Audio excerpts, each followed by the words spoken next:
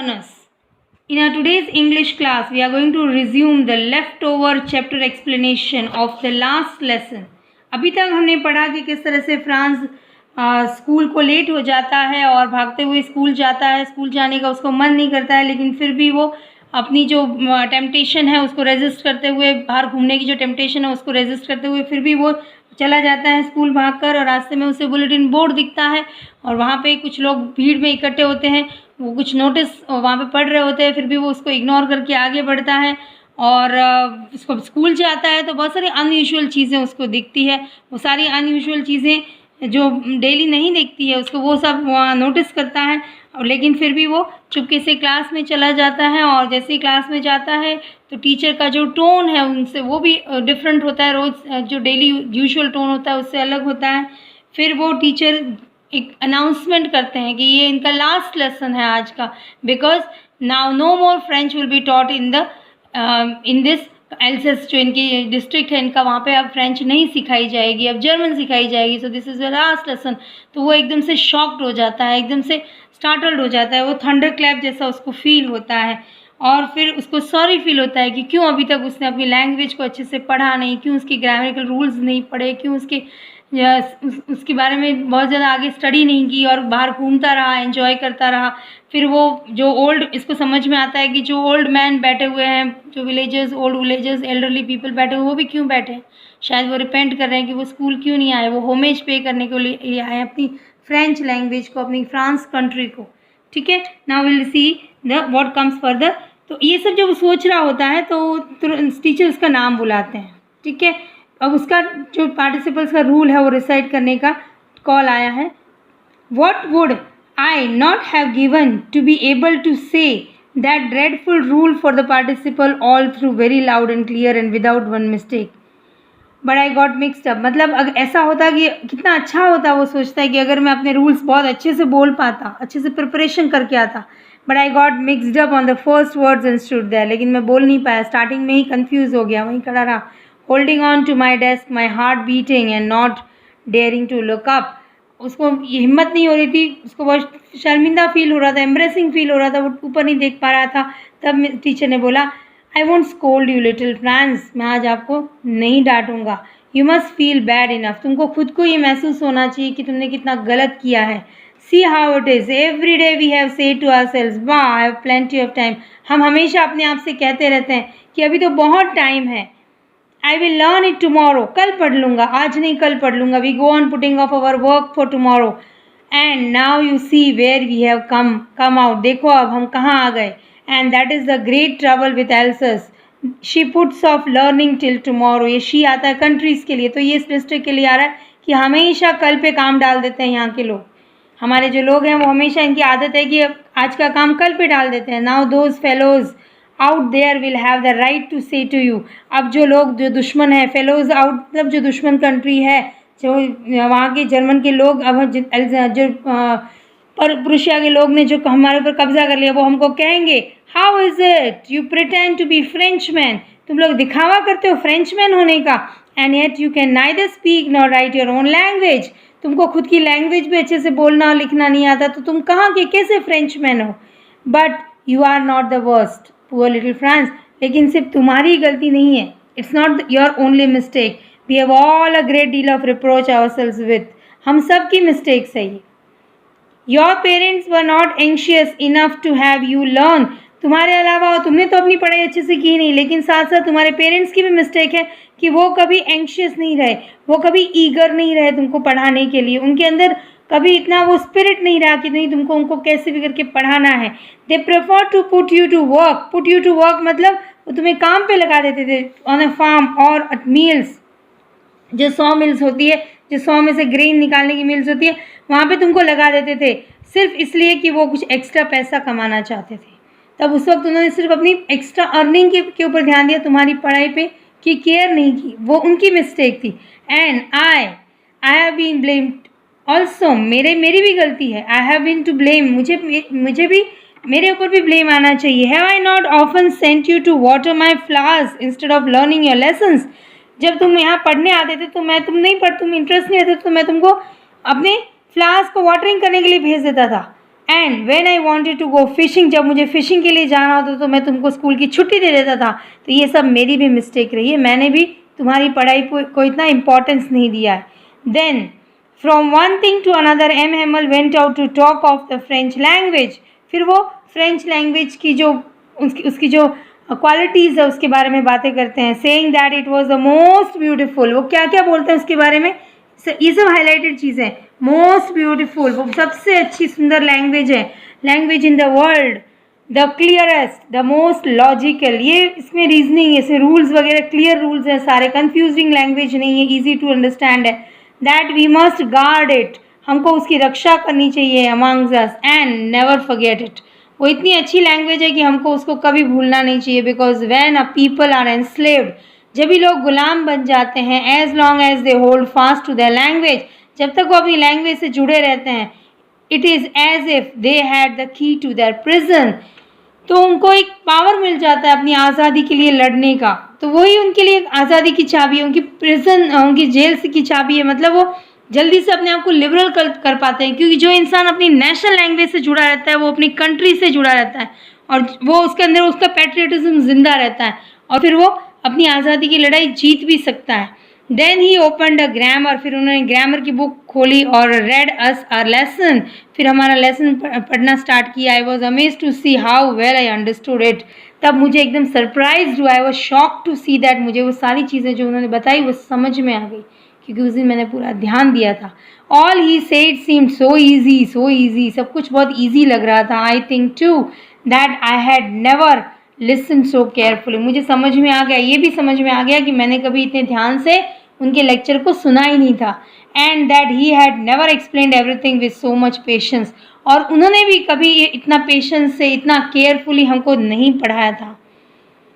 It seemed almost as if the poor man wanted to give us all he knew before going away.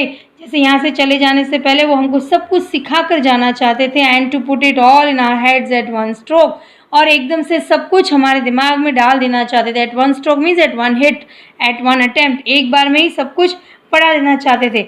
और फिर grammar की book के साथ बाद उन्होंने राइटिंग की बुक ओपन करवाई, वो हमारे लिए न्यू नोटबुक्स लेकर आए थे, जिसके अंदर राउंड हैंड में, राउंड राइटिंग में उन्होंने लिखा था, क्या लिखा था, फ्रांस एल्जस, जो हमको ट्रेस करना था, हमको कॉपी करना था। They looked like little flags floating everywhere in the school room. अब ये जो चीज़ है ये बताती है पूरा एटमॉस्फेयर पैट्रियटिक हो गया था, देशभक्ति का माहौल हो गया था। ऐसा लग रहा था जैसे वो लेटर्स हैं, लेटर्स नहीं थे, वो फ्लैग्स थे हमारी कंट्री के, जो पूरे रूम में डेस्क से hung from the rod at the top of the desk, हमारी डेस्क से लग के सारे they are floating in the room.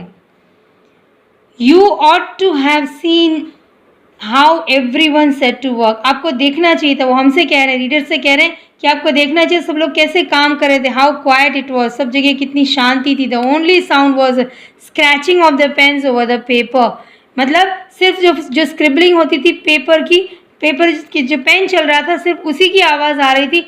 ये बच्चे इनके जो वर्ड्स थे इनको ट्रेस कर रहे थे, सिर्फ उसी की आवाज़ आ रही थी, और कोई आवाज़ क्लासरूम में सुनाई नहीं दे रही थी। Once some beetles flew in, कुछ इंसेक्ट्स अंदर उड़कर आए, but nobody paid any attention to them, लेकिन किसी ने उनकी तरफ ध्यान नहीं दिया। Not even the littlest one, जो सबसे छोटे बच्चे थे उन्होंने भी ध्यान नहीं दिया। Who walked right on tracing their fish hooks. अब ये फिश हुक्स क्या होते हैं, तो फिश हुक्स वो हुक्स होते हैं फिश पकड़ने के लिए काम में आते हैं। अब फ्रेंच लैंग्वेज में उनके लेटर्स में कुछ वर्ड्स के नीचे ऐसे हुकिंग होती है, ऐसे हुक्स होते हैं, तो वो लेटर नहीं होते, जैसे हमारे हिंदी में ड लिखते हैं, ड के नीचे कभी बिंदी हो जाती है तो ड बन जाता है, तो इस तरह से इनके भी कुछ लेटर्स में ऐसे हुक्स होते हैं, तो वो उनको भी ट्रेस कर रहे थे, जैसे वो भी फ्रेंच लैंग्वेज के लेटर्स हों। तो देवर ट्रेसिंग मतलब उसके ऊपर कॉपी, उसके ऊपर ही घूंटना, उसके ऊपर लिखना, तो उसके ऊपर घोंट रहे थे जैसे वो कोई फिश हुक हो, as if that was French, जैसे वो भी फ्रेंच लैंग्वेज का कोई लेटर हो। On the roof of the pigeons cooed very low, और छत के ऊपर पिजन की कूइंग की आवाज़, बुटरगुम की आवाज़, उनकी आवाज़ आ रही थी, चर्पिंग की आवाज़। And I thought to myself, मैंने सोचा, will they make them sing in German even the pigeons, क्या जब ये पेशवा के लोग यहाँ पे, उनकी गवर्नमेंट यहाँ पे रूल करने लगेगी, तब क्या ये पिजन्स को भी जर्मन लैंग्वेज में वो करना सिखाएंगे। This is a rhetorical question. ये क्वेश्चन हम भी जानते हैं कि पिजन्स को इसी लैंग्वेज में क्यों नहीं करते। इसका मतलब they are symbolising the freedom. वो ये बता रहे हैं कि ह्यूमंस को तो आप किसी तरह से रूल कर सकते हो, उनको किसी भी तरह से रीमोल्ड कर सकते हो, लेकिन बर्ड्स को नहीं। Birds, animals, they are free from all these sorts of instincts. तो उनके ऊपर किसी तरह का फोर्स नहीं चलता है। तो ये क्वेश्चन इस चीज़ को डायरेक्ट कर रहा है, इस चीज़ को बता रहा है कि पिजन्स को तो वो ये नहीं सिखा पाएंगे, जर्मन्स पिजन्स के लिए वो फोर्स नहीं कर पाएंगे, वो तो अपनी लाइफ में फ्री है। So they are representing freedom. Whenever I looked up from my writing, I saw M. Hamel sitting motionless in his chair and gazing first at one thing and then at another. मैं देख रहा था कि मेरी teacher chair में बिना हिले बैठे थे, सब गेजिंग मतलब स्टेयरिंग, घूर घूर के देख रहे थे एक एक चीज़ को, as if he wanted to fix in his mind just how everything looked. वो सब कुछ अपने दिमाग में बैठा देना चाहते थे कि सब कुछ कैसा दिखता है। इन दैट वो सारी मेमोरीज अपने साथ लेके जाना चाहते थे उस स्कूल रूम की। Fancy means strange it was, बहुत ही अजीब बात थी। For 40 years he had been there in the same place. वहीं वो 40 सालों से हैं, कोई छोटी बात नहीं थी 40 साल एक ही जगह पे रहना। with his garden outside the window and his class in front of him। वहीं उनकी क्लास और उसके बाहर गार्डन था। Just like that, only the desks and benches had been worn smooth। मतलब वो बेंचेस और डेस्क भी इतने यूज हो गए थे, इतने वियर एंड टियर, मतलब वो घिस गए थे और इतने स्मूथ हो गए थे। Walnut trees in the garden were taller. उनके वॉलनट के पेड़ भी बहुत लंबे लंबे हो गए थे, जो अखरोट के पेड़ है वो भी लंबे हो गए थे। And the hop vine that he had planted himself twined about the windows to the roof. जो होप वाइन होती है, जो डेकोरेटिव वाइन होती है, प्लांट होता है, वो भी ऊपर चढ़ गया था और ट्वाइंड हो गया था, मतलब एक दूसरे में उलझ गए थे और विंडो से गई छत तक पहुंच गए थे। How it must have broken his heart to leave it all, poor man. उनका दिल कितना दुख रहा होगा इन सारी चीज़ों को छोड़ के जाने में। To hear his sister moving about in the room about the packing their trunks. जो ऊपर के कमरे में उनकी सिस्टर सब पैकिंग करी, she was packing her baggages as they had to move the next day उनको जाना था। They had to leave the country and go. ये ऑर्डर था उनके लिए कि जो टीचर्स थे, वो जो फ्रेंच लैंग्वेज सिखाते थे, वो तो इस कंट्री में रहेंगे ही नहीं, तो उनको कंट्री छोड़ के जाना था। But he had the courage to hear every lesson to the last. लेकिन ही हैड द करेज, लेकिन ये सब देखने के बाद भी उसके अंदर हिम्मत थी कि वो लास्ट तक वहाँ उस लेसन को सुनता रहे। After the writing we had a lesson in history.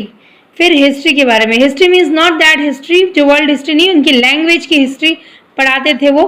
And then the babies chanted their ba be bi bo bu, these are the alphabets, French alphabets को वो जो छोटे बच्चे थे वो चैंट कर, they were reciting these letters, जैसे हम आ ई पढ़ते हैं, ABCD पढ़ते हैं।